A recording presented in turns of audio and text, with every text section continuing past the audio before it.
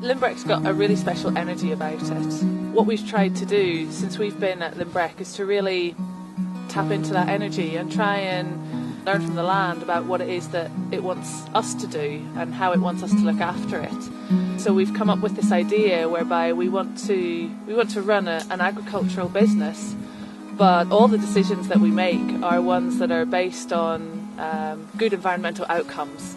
So everything that we do has to benefit the land. Nature is our guide. We observe those ecological processes and we copy them as best as we can. I think we've all learned that if we try and manipulate things and keep prodding and poking things, we disturb those processes, and at the end of the day it's the health of the environment that suffers, and as a consequence us as well. Really simply, we just want Lynbreck to be productive, and we want it to produce lots for lots of people. But for us, productivity starts at the bottom, it starts at the soil. We think if we have healthy soil, we'll have healthy plants that grow in the soil, and we'll have a whole range of different plants that grow in the soil. And with those healthy plants, there'll be a healthy source of food for animals. All of the animals on our croft will have a purpose, and they'll be part of our team. So they won't just be here to eventually, go off into the food chain and become meat on a plate. They'll perform a function. And it's really important to choose the animal or the insect that's suited for our bit of land and for our climate.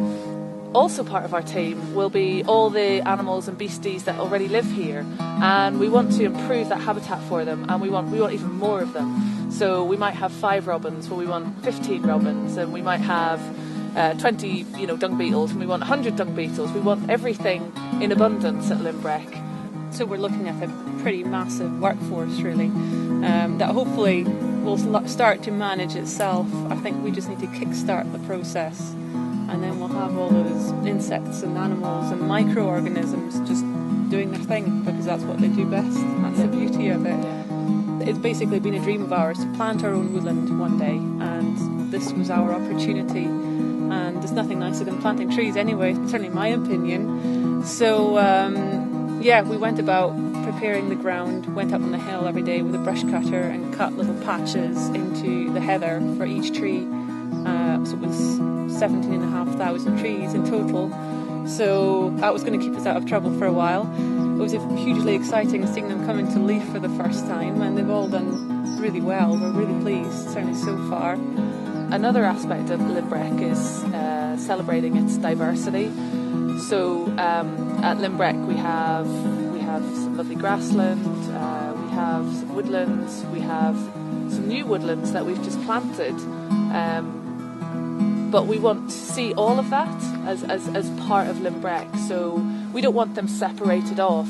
We see it all as a whole, and that's very much how we want our animals to live at Lynbreck, is on a whole landscape and on a whole farm, rather than a woodland here and a bit of grassland here. They're not separate. They're so important that they exist together. They've evolved together, and they have these amazing dynamic relationships that we want to enhance.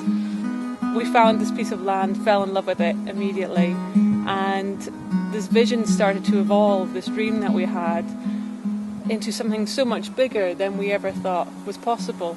And we do think Lynbreck, the land itself, the croft, has started to develop a life of its own, and we're just kind of sprinting to keep up with it now, and ideas are just all over the place. For us, this is real life.